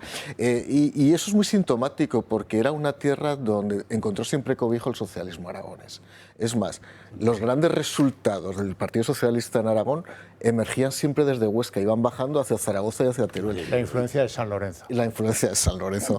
Pero ahora mismo San Lorenzo está achicharrado, Pilar Alegría está completamente achicharrada. Pero un comentario, porque claro, estos mensajes son vamos a decir, un tratado, vamos a decir que un poco asincopado de lo que es la política nacional y lo que es el Partido Socialista Obrero Español. Hemos visto ya cómo se intercambian mensajes para intentar cerrar una operación administrativa y económico-presupuestaria con el objetivo de conseguir un beneficio en particular. Ahora hemos entrado en otro plano. El plano de los contubernios políticos para intentar desestabilizar o hacer caer un gobierno, ¿no? Por alusiones implícitas o explícitas, en este caso, de José María, es verdad que en un momento determinado, y eso yo lo viví personalmente, existía una renuencia absoluta a adelantar elecciones en cualquier parte del territorio, porque, como escuché en expresión, no diré de quién por respeto, no soy como otras que publican todo en sus libros, las conversaciones privadas, vino a decir aquello de las elecciones anticipadas las carga el diablo. Yo esa expresión la escuché muchas veces, no diré evidentemente por respeto a la persona que lo pudo decir, ¿no? Pero digo algo más, lo que pasó en Murcia a mí me pareció muy grave por parte de todos, por parte de quienes quisieron desestabilizar el gobierno de Murcia y por cómo se arregló eso. Porque se arregló comprando voluntades de 2 personas a las que se llegó a nombrar hasta consejeras. Y yo lo siento decir por El Mundo, que está haciendo un gran trabajo estos días, pero esos días El Mundo publicó una pieza que, lo siento decirlo, pero lo digo como lo pienso, que es una de las piezas más lamentables que he visto en el periodismo español. diciendo que aquella maniobra del PP era como un ejercicio del señor de la guerra y un ejercicio de inteligencia. La inteligencia no es comprar voluntades dando consejerías. Y esa pieza, por cierto, lo digo para el periodista que la publicó, sabes perfectamente quién te la dictó. El señor crack, crack, crack, maestro, maestro. Es una vergüenza que a veces los periodistas os dicten artículos, los publiquéis para el escarnio, o mejor dicho, para el mérito de determinados políticos. Julián. Sí, no, yo quería añadir al hilo de lo que ha dicho José Luis Balbás que el intervencionismo y la injerencia de los distintos gobiernos socialistas en el ámbito empresarial ha sido una constante desde que empezaron a gobernar, desde el año 1982. Mucho más acentuada con este gobierno social, o estos gobiernos socialista-comunista, ¿no? que son, van mucho más allá que aquellos primeros gobiernos socialistas, ¿no? Sobre todo, lo estamos viendo desde la Boyer. época. Boyer. Miguel Boyer. Bueno, yo hablaría de Boyer y yo creo que la intervención que hizo Boyer de Rumasa era necesaria. Necesaria. Por favor. El juzgado ha dicho que no. Rumasa estaba cometiendo flagrantes ilegalidades porque estaba activando, capitalizando, revirtiendo a capital social deudas que tenía contraídas con la Seguridad Social y con Hacienda. Eso está en los libros de historia. Por tanto, ese mero hecho ya justificaba... Pero el Supremo ha perdido. Bueno, con intereses enormes. Bueno, claro. Si no quiero llevar razón. No es verdad eso que dices. La pero realidad económica... Se vendió así porque el poder del PSOE mediático era tremendo. José Luis, la realidad económica que ponen de manifiesto los libros de contabilidad de Rumasa en aquella época ponían de manifiesto que deudas con la Seguridad Social y con Hacienda las trasladaban directamente a capital social y las convertían en resultado, ¿no? Ya está. Luego habrá ocurrido que haber perdido. Pero se ha acentuado con el gobierno socialista comunista, especialmente ahora con las grandes sociedades, las del IBEX, las pequeñas, las mini empresas, las microempresas, las pymes. Esas no le interesan a nadie. Al gobierno, desde luego, no le interesa. Y también decir que el rescate de Europa no tiene nada que ver con este intervencionismo e injerencia del gobierno en el mundo empresarial. Todos los gobiernos de Europa han rescatado a todas las empresas aeronáuticas debido a la crisis del COVID. Esta cuestión del rescate de Europa, yo lo único que puedo decir es que se produjo de forma anómala. Sí, no fue lo normal, no fueron las generales de la ley, como gusta decir a los que estáis en el mundo del derecho. A mí lo que me gustan son los apodos que caminando por el jardín de la Moncloa se le ocurren a esa pareja de dos, que son uña y carne, como se dice en algunos de estos mensajes. Debería decir uña y mugre, mucho mejor que carne. Iglesias, cuñado, torpe y maltratador. Algo sabrían. Ah, bueno, luego vienen Lambán y Vara. Estos son unos petardos, porque yo lo digo. Luego viene la pájara, Margarita Robles, que se acuesta de uniforme, y Paje, al que le dedican el bonito apelativo de tocacojones. Nosotros llamándole aquí todos los programas que es un falso, que es un mentiroso, que siempre se arruga, que no se crean en que no tiene credibilidad, que dice pero luego no hace, que va a la suya, que no sé qué. Y ellos llamándole tocacojones. Mira tú cómo es la cosa, la verdad es que sí. Pero fíjate que hay una expresión que él utiliza, los llama hipócritas. A Lambán, a Paje, a Vara. Cuando es verdad. Es una de las grandes verdades de Sánchez. Es verdad que él es un hipócrita superlativo. De las grandes hipócritas. Es un deus ex machina de la hipocresía. Pero ellos son unos hipócritas del libro.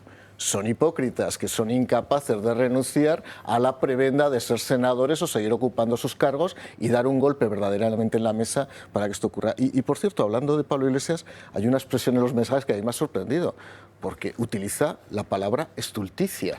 Sí. Dice, ya claro, cuando lo debió leer Ábalos pensó que Estulticia debía ser el nombre de una prostituta. Dice, Estulticia no la conozco, esto no está en el parador, ¿no? Como exuperancia. Sí, ¿no? Exuperancia y Estulticia debían ser. Ven aquí, Estulticia. Te voy a poner mirando a Cuenca. Bueno, qué cosas, la verdad. Vamos a Zapatero. Me interesa mucho que quede claro cómo es el traidor de Zapatero, porque le preguntan, se va a una tele de estas amigas y le preguntan, oiga, esto de llamar pájara a Margarita Robles es un poco fuerte, insultante, ¿no? Y tal, y esto es lo que contesta. Sí, a mí me parece un adjetivo completamente bastante divertido, ¿no? Pero, pues ahí lo dejo, claro, ahí lo dejo. Por supuesto, y lo habremos utilizado. Yo creo que tiene, pues, que es una persona inteligente, lista. Bueno, pues y se queda tan ancho, ¿eh? Él tiene este sentido. Esto lo aprendió en Caracas, creo que. Volver de Caracas ya vino con el sentido del humor. Antes no tuvo, ¿eh? Sentido del humor no tenía ni dónde, no sabía ni dónde encontrarlo. Pero fijaros, no sé, esto de pájaro es muy, en el lenguaje, en el argot vulgar lo utilizamos mucho. Menudo pájaro es este. Claro. Y todos saben lo que quiere decir. No, pero fijaros que todos los calificativos que se le ha dedicado a todos los que han aparecido en pantalla, el único que podría ser posiblemente delictivo, de haber incurrido en el delito, es el de maltratador a Pablo Iglesias. Lo demás es tulto, eres tonto. Ya está, ¿qué le va a hablar? Es cuñado. Es cuñado, pues bueno, un pájaro, joder, menudo pájaro, o es un petardo, o incluso un tocacojones. No, pero el de maltratador, eso es, vamos, delictivo, vamos. No sé cómo Pablo Iglesias se ha quedado callado. Supongo que estará esperando un mejor momento. Bueno, puede ser delictivo, no te digo que no, pero a mí en realidad debo decir que no conocía yo esta faceta de Sánchez, también conocido por Falconetti, ¿no? Pues está bien, es bastante agudo en la forma de calificar. Todos son acertados. Hagamos una salvedad con lo de maltratador. Ellos en realidad creo que caer en la misma... Estaban escribiendo... Pero son todos acertados. O sea, que Margarita es una pájara, vamos, esto una guía lo sabe cualquiera en la que la conozca. Española. Levemente. El más peligroso... Pero fijaos, yo estoy de acuerdo con José María. Yo leía los mensajes y digo, oye, me empieza a gustar Sánchez porque piensa igual que yo. Cada vez que veía un calificativo, digo, yo lo firmo.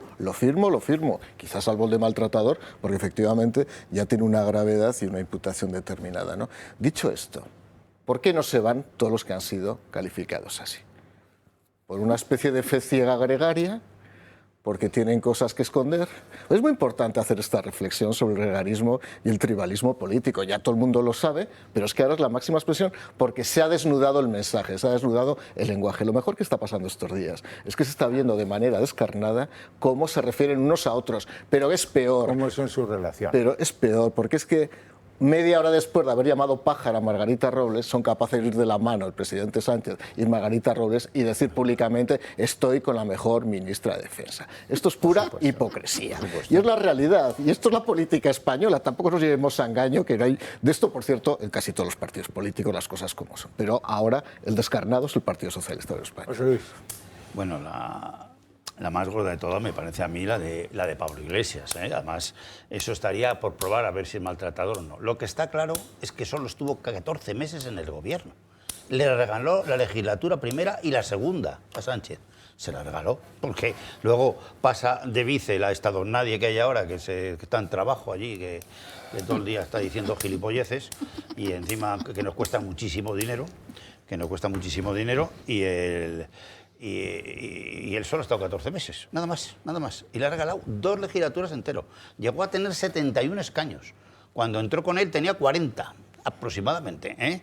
Esta se va a quedar en la nada -1, porque las mejores encuestas le dan 7 ya, ¿eh? A la Sumar, que no quiero ya ni dar su nombre porque es impresentable lo que está haciendo contra los empresarios pequeños, especialmente con la Seguridad Social y con todo. O sea, no, esa sí que es una petarda, la vicepresidenta.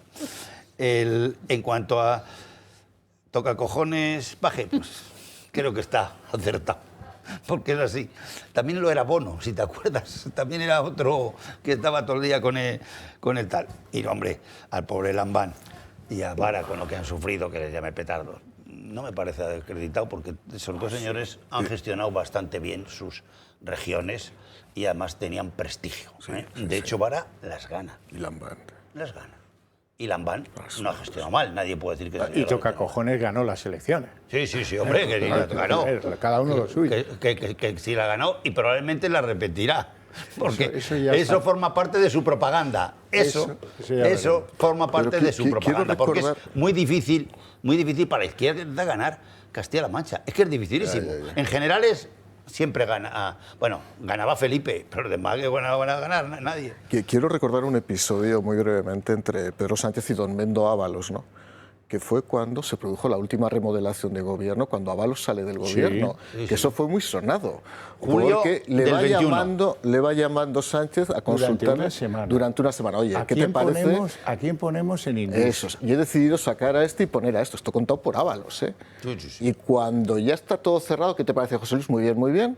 A las 3 horas se entera que el siguiente en salir es él. O sea, para que veáis cómo son las cuchilladas en la política. Esta relación lo ha contado él. Lo ha contado él. O sea, él lo contaba además por los pasillos ya, poco entre putas y desolado, iba por ahí contando estas historias, ¿no? Entonces, la verdad es que no deja... A mí me dirá siempre José María, dice, no peques de ingenuo, porque ¿cómo es posible que te sorprendan estas cosas? Pues ahí me sigue sorprendiendo. Ahí me sigue sorprendiendo, quizá porque soy un ingenuo y malo ser ingenuo en política, pero ahí me sigue sorprendiendo. Pero lo que es muy importante es que la gente sepa cómo es esta gente. Porque lo que está demostrando es que hay una sociopatía detrás de este personaje, que no es el único sociópata en política española, porque hay muchísimos sociópatas y no solamente en el Partido Socialista Obrero Español. Hombre, pero el expediente de este es el expediente más brillante del sociópata político en España desde que empezó el siglo anterior, no este. No 25 años, no. Desde que empezó en 1901, más o menos. Bueno, dígame usted. Un segundo. ¿Cómo no? Por favor. De todos los calificativos, que todos me parecen acertados, lo repito, el que más me gusta es el de pájara para Margarita Robles. Y ha sido muy amable. Tú la conoces desde hace muchísimos años. Unas bastantes décadas. años antes de que yo pudiera tener noticia de esta señora. Es lo más malo que hay en el gobierno. Es más mala que la quina. No, es imposible. Los otros son gente... ¿Cómo puede decir esto? Esto deja en muy mal lugar más mala que la quina. A la tiña. Es más mala que la quina. Los otros son gente de partido que tú estás describiendo. Ella es peor que eso. Tengamos en cuenta que este señor es magistrado y que ya tuvo un paso por la política atroz cuando era ministro Belloc en los últimos gobiernos de Felipe González. Bicéfalo. Bueno. Bicéfalo. Dices que puede volver... Bueno, vamos a ver, con arreglo a la ley que se reformó para esto, ella podría reincorporarse a la carrera judicial, pero ha perdido la categoría de magistrado del Tribunal Supremo. Volvería como magistrado. Perdón, concluyo. Vamos con Santos Cerdán. Balbás, ponte el pantalón corto y sales en la segunda parte. ¿Por qué? Hombre, porque es demoledor lo que viene del AUCO de este tío, que tiene que ver con el cobro de mordidas, de las empresas constructoras, la chicha de verdad. Luego viene la limonada, que también, porque dice, ¿tú qué? Un Audi, ¿eh? ¿Tu mujer qué? Un Volvo, ¿eh? Oh, ¡cómo mola! ¿Te imaginas ir por milagro con los dos coches y tal? Todo eso lo vamos a ver, pero después de la publicidad.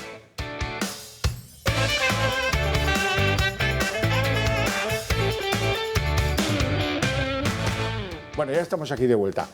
Vamos con Santos Cerdán. Ya creo yo que ha tocado, ¿no? Ya va siendo hora, el de las mordidas, el Volvo, el Audi, todas esas cosas. Bien, a continuación.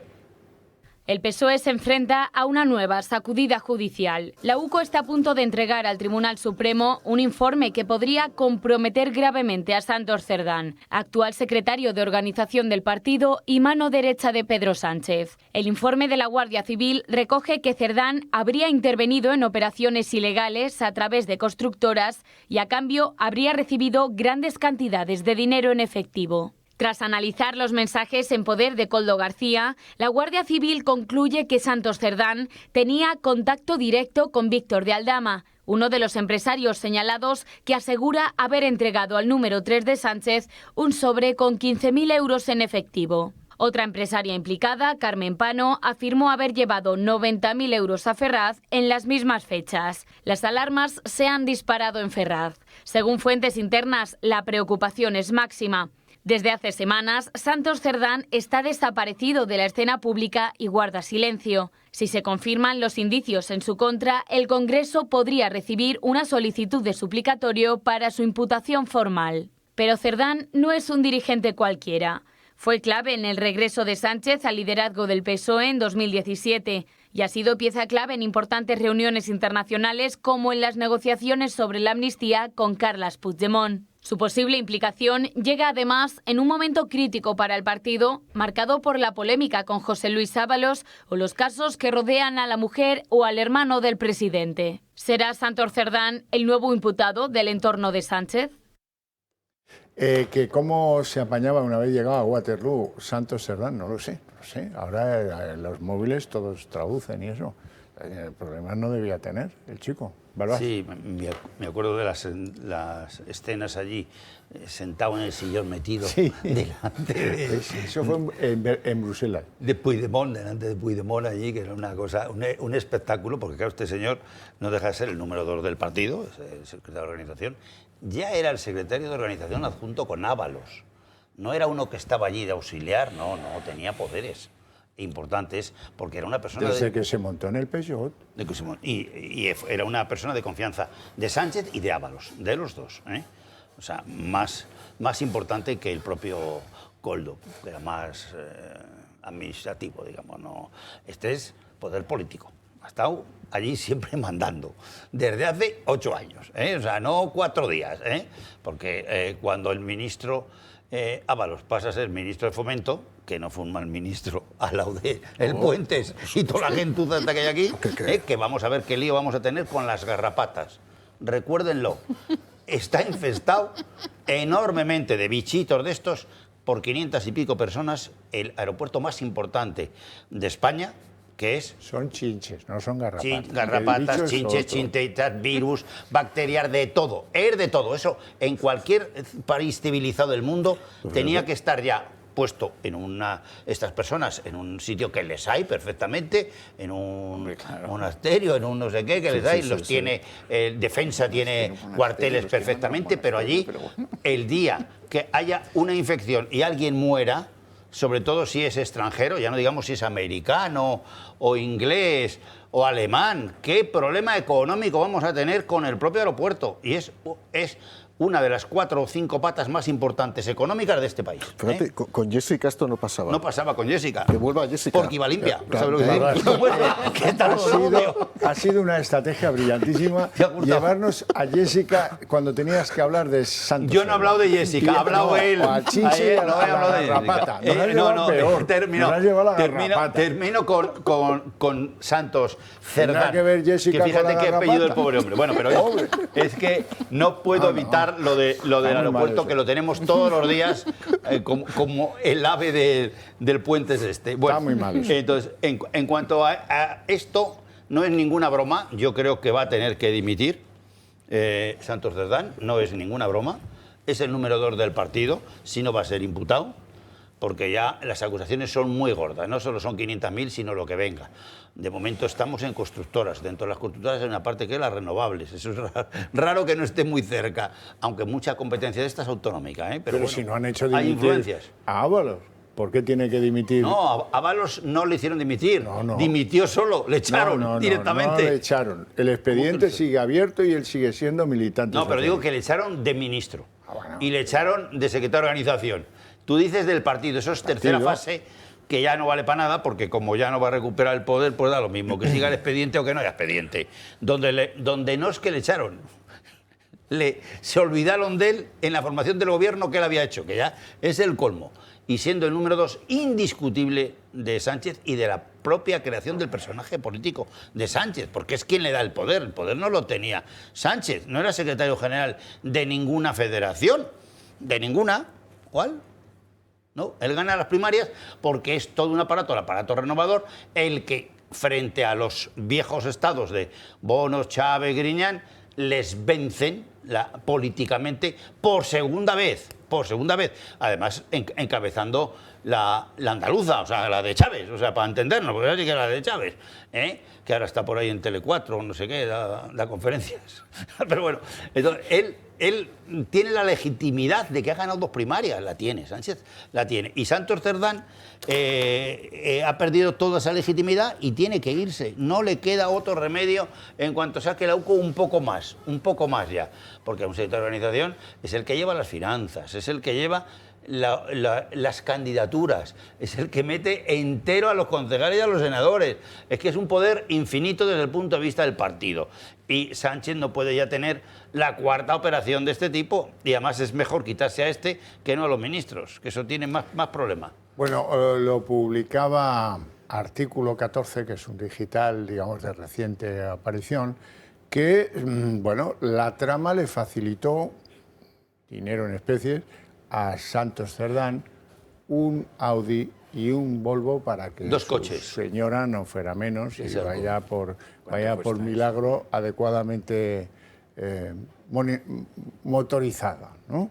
O sea, esto es, claro, todo depende de la moralidad del partido donde sea, porque aquí los partidos se han hinchado a repartir coches.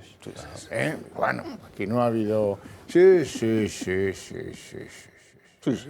Yo lo sé y algunos de los que estáis aquí sentados también lo sabéis, que esto ha sido la manera de, bueno, tal, no sé qué, al de llegar este Chrysler.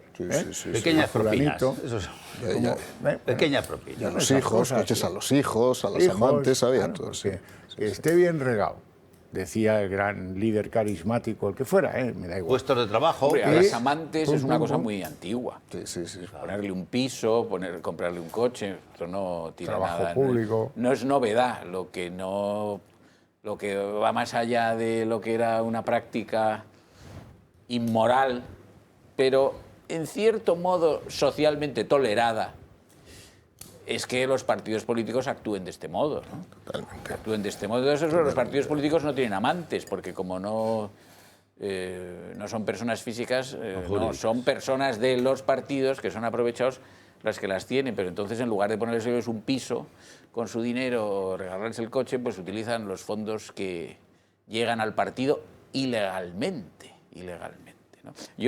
Hay una sentencia, sobre esto de los actos de liberalidad con las amantes. Hay una sentencia de la Corte de Casación francesa de el año, me puedo equivocar en 1 o 2 años nomás, del año 2004, 2005, 2003, que cambió la doctrina de la Corte de Casación francesa.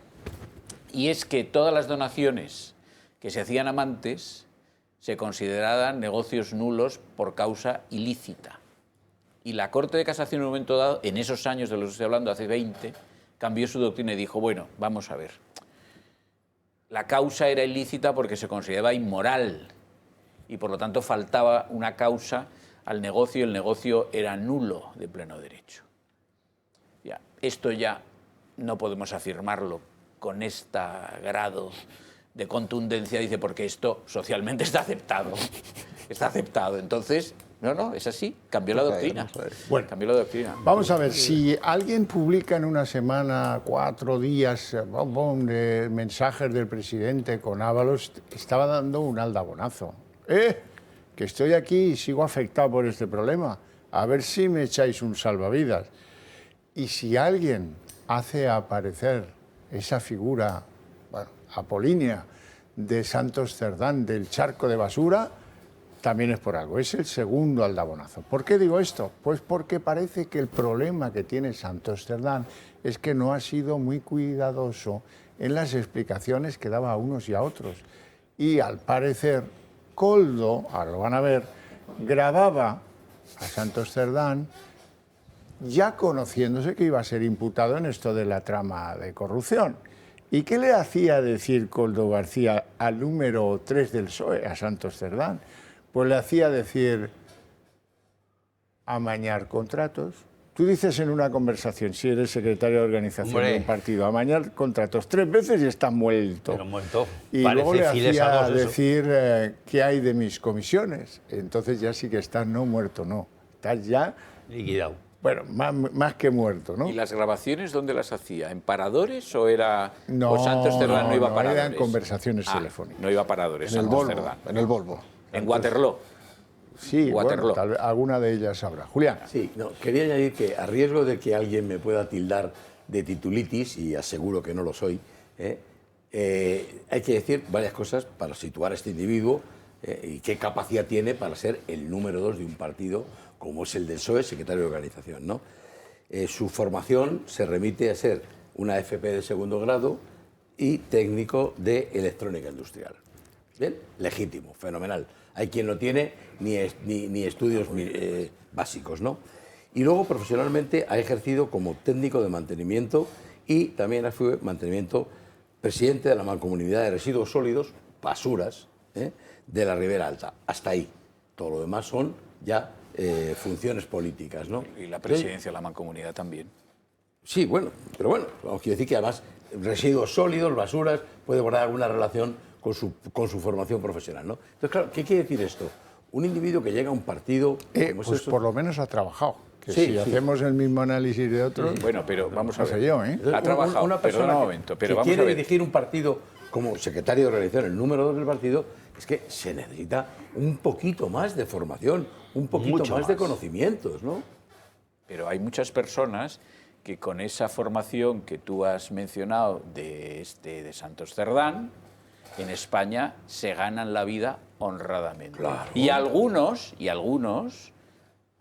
cuando digo algunas personas, digo el 100% de las personas que tienen esa formación se ganan la vida honradamente. ¿Y de eso no tienen por qué ser necesariamente ni comisionistas ni aprovechados ni nada de esto. Pero además, perdona que diga, muchos se ganan la vida muy bien. Muchos se ganan la vida muy bien. Llegan a secretario de organización. Es lo que estoy diciendo, que esto es un vicio propio de los partidos políticos. Pero de esas personas muchos se ganan la vida muy bien. ¿Por qué? Porque en el mundo en el que vivimos, en el que todo tiene un sustrato técnico, una asistencia de esa naturaleza está muy bien remunerada. Por supuesto. Eso lo sabemos todos. Si nosotros tenemos una avería en nuestra casa, llamamos a un técnico para que arregle una lavadora, pues le tenemos que pagar y le pagamos bien. Y por lo tanto, si tiene muchos servicios, se gana la vida muy bien. Y me parece muy digno y me parece una forma de abrirse camino sin necesidad de tener un título universitario. Claro, y la sociedad está necesitada de esto.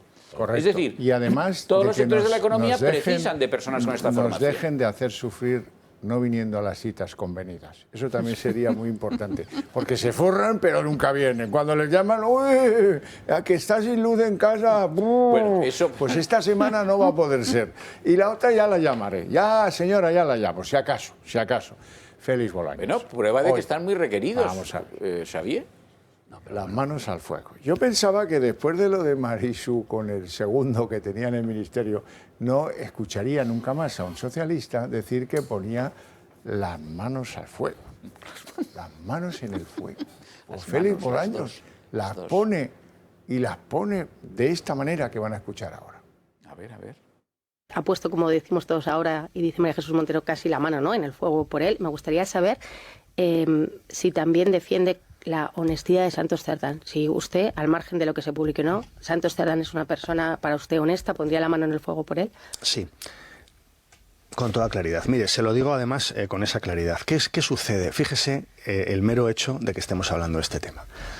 Hoy se conoce una posible filtración de un informe que puede en los próximos días emitirse, que todo el mundo desconoce, que puede ser lo que hoy se ha filtrado en un medio de comunicación, puede ser cierto al 100% o puede ser falso al 100%. Bueno, pues ya solo esto ya supone poner en entredicho la honorabilidad de una persona. ¡Qué indefensión para la gente! Tremenda. Hay que ver la próxima vez si sale con un muñón y la mano completamente requemada. Bueno, vamos a seguir con Huesca. Yo creo que más quemado que San Lorenzo. La parrilla, están dando vueltas en la parrilla y se está quemando poco a poco. Piedad Alegría en un lado y él en el otro lado. Sí. Y María Jesús en medio. La verdad es que están quemando. Pero hay algo que sí que me quería llamar la atención, ¿no? Cuando se monta una trama delictiva por parte de líderes de un partido político, donde además ya algunos de esos responsables son ministros, vamos a ver cómo se opera. Porque no es un tema simplemente identificar aquí hay corrupción y mordidas, porque aquí interviene gente. Un contrato no se adjudica porque el ministro haga así, dáselo a ese directamente. Hay un expediente administrativo y hay una licitación pública. Por consiguiente, si viene del Ministerio de Fomento esas adjudicaciones donde ha habido mordidas, ha tenido que haber instrucciones a determinados altos cargos y funcionarios que emiten los informes técnicos de cara a la adjudicación de los contratos para que se diera una valoración determinada a determinadas empresas para resultar adjudicatarias. Por tanto, volvemos a la teoría de las termitas. Una cosa es que haya una abeja reina arriba, ya sea Ábalos, Jessica o quien sea, Que haya un secretario de Estado que a lo mejor... Yo recuerdo que había un secretario de Estado, y no diré de qué gobierno, que era tan sutil que decía aquella pregunta y dice, qué extraño, hace mucho tiempo que nos adjudica una obra a esta empresa, y automáticamente se daban por aludidos los de abajo. O sea, por eso que la expresión en el ámbito de la corrupción es muy curiosa. Y además los funcionarios me lo decían, dijo, aquí ya estamos cambiando la sutileza del lenguaje. Digo, pues no, es que aquí hay que ir con una especie de onda, segunda onda, para ver realmente cuál es el mensaje que te transmiten desde arriba, ¿no? En vez de hacer las cosas bien, que es lo que hay que hacer las cosas bien. Por eso digo que cuidado. Puede haber alguien en el partido que determine que haya una red de delincuencia organizada para cobrar comisiones por la adjudicación de contratos, pero intervienen varios funcionarios e intervienen varios servicios. Por lo tanto, si es así, investíguese todo hasta el final y que caigan no solamente esos, sino esa putrefacción que hay en algunos ministerios de algunos funcionarios que todavía siguen viviendo de las comisiones. Bueno, vamos a ver, porque no es tampoco manco el lío que tiene el Fiscal General del Estado, y no me gustaría que acabáramos el programa sin hablar un poquito de él, porque han diseñado un mecanismo que a lo mejor le puede salvar. Algunos lo dudan, otros creen que no llegan a tiempo, pero Bolaños ha tenido a bien contarnos por dónde van a ir los tiros del gobierno para proteger al soldado Alvarito. García Ortiz, claro. El Fiscal General del Estado será nombrado por 5 años. Y cuando cambie el gobierno, no cambiará el Fiscal General del Estado. El Fiscal General del Estado continuará. No podrá haber un Fiscal General del Estado que tenga 2 mandatos seguidos. No habrá ninguna causa para cesar al Fiscal General del Estado por el nuevo gobierno que tenga que ver con pérdida de confianza. Las causas de cese del Fiscal General del Estado están tasadas. Y la causa de incumplimiento grave o reiterado para el cese del Fiscal General del Estado deberá contar con el informe previo del Consejo General del Poder Judicial. Esa es la novedad, no hay otra. Pues sí, el informe previo, y que la pérdida de confianza no va a ser un problema para el que venga después de este, porque a este yo creo que a este ya no le salva ni el quinto ejército, pero bueno. ¿No? Es un impresentable. Bueno, o sea, Bolaños es verdaderamente el ministro Trolaños, Trolaños, como se le conoce también por los pasillos del Congreso. El ministro Trolaños, todos son trolas, vamos a ver. ¿Pero qué está diciendo? El mandato del Fiscal General del Estado ya es de 4 años. ¿Que han querido incrementar 1? Bueno, ¿y qué? ¿Cuál es la novedad?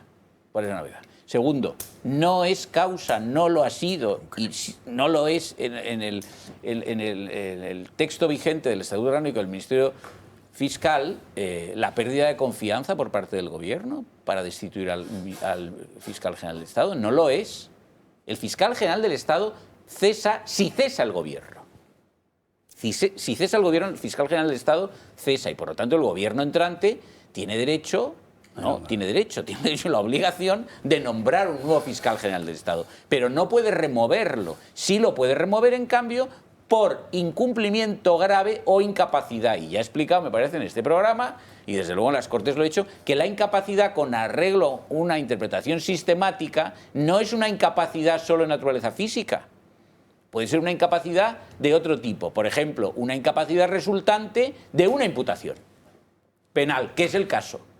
Claro. Es el caso.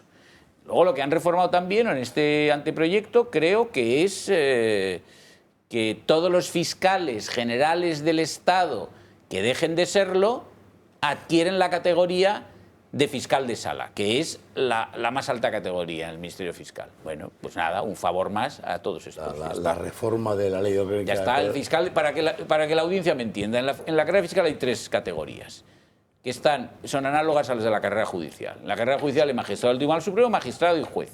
Y en la carrera fiscal hay fiscal de sala, que está equiparado a magistrado del Tribunal Supremo,